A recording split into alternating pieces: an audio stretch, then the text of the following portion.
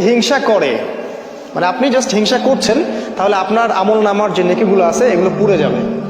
নাউজুবিল্লাহ। রাসূল বলেছেন যে হিংসা করে, হিংসা তার নেক আমলগুলোকে খেয়ে ফেলে, ঠিক যেমন করে আগুন কাঠকে খেয়ে ফেলে, ঠিক এইভাবে নেক আমলকে হিংসা খেয়ে ফেলে। সো আমরা হিংসা থেকে দূরে থাকবো। হিংসা আর ঈর্ষা কিন্তু এক জিনিস নয়।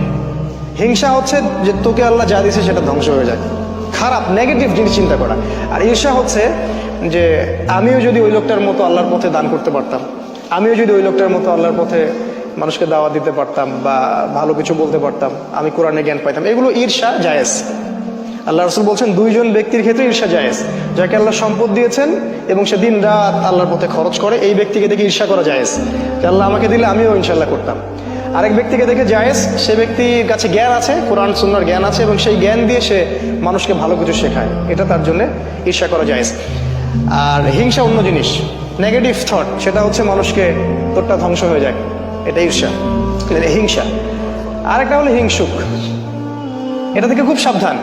আপনি হয়তো ঈর্ষা করছেন না, কিন্তু ঈর্ষার শিকার হতে পারেন। আপনি হিংসা করছেন না, কিন্তু হিংসার শিকার হতে পারেন।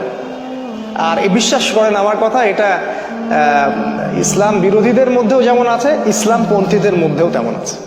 হিংসার ছড়াছড়ি, ভিতর থেকে সবাইকে নিজের ভাই বলে বিশ্বাসই করতে পারতেছে না কেউ। হিংসা আছে, এটা আপনি তো দেখতে পাচ্ছেন না। তো এটা থেকে প্রোটেকশন কি করবেন, কি পদ্ধতিতে আপনি এটা থেকে প্রোটেকশন করবেন? যাদের নাই তো আলহামদুলিল্লাহ, তাদের তো কলবুন সালিম, তার হৃদয় তো অনেক প্রশান্ত। যেমন একজন সাহাবী সম্পর্কে রাসূল বলেছেন, ওই সাহাবী জান্নাতে যাবে, তাকে ইনভেস্টিগেট করে দেখা গেল সে তেমন কোনো আমলই করে না, খালি ফরজ ওয়াজিবের উপর আমল করে। তিনি তাকে ডাকলেন যে তুমি কি এমন আমল করো? আরেকজন সাহাবী তাকে জিজ্ঞেস করলেন, তুমি কি এমন আমল করো? রাসূল বলেছেন তুমি জান্নাতে যাবে। তিনি বলেছেন যে আমি আসলে ভাই এত তো আমল করি না, যা ফরজ ওয়াজিব আপনারা করেন সেটাই করি। আমি রাতে যখন ঘুমাই সবাইকে মাফ করে দিয়ে ঘুমাই। তো চাচা যদি এটা এরকম হতে পারে, আলহামদুলিল্লাহ। শয়তানকে আল্লাহ বললেন সেজদা দে আদমকে। শয়তান যুক্তি দাঁড় করিয়েছে, খালাকতাহু মিন তিন খালাকতানি মিন নার ওয়া খালাকতাহু মিন তিন। আল্লাহ আপনি আমারে বানাইছেন আগুন দিয়া, কি দিয়া?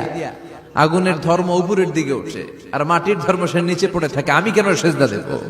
শয়তানকে চিরকালের জন্য ইবলিস মালউন, অভিশপ্ত আর জাহান্নামী হিসেবে ঘোষণা দিয়ে দিল কে? এজন্য আপনি ছোট থাকতে চাইবেন, আপনারে বড় বানাবে কে? আর আপনি নিজে যদি বলেন আমি বড়, থাপ্পড় মেরে আপনারে নিচে নামাই দিবে কে? এজন্য বিশ্বনবী দোয়ায় বলতেন, আল্লাহুম্মা জাআলনি সাবুরা ওয়াজআলনি শাকুরা ওয়াজআলনি ফি আইনি সাগীরা ওয়া ফি আ'য়ুনিন নাসি কাবীরা।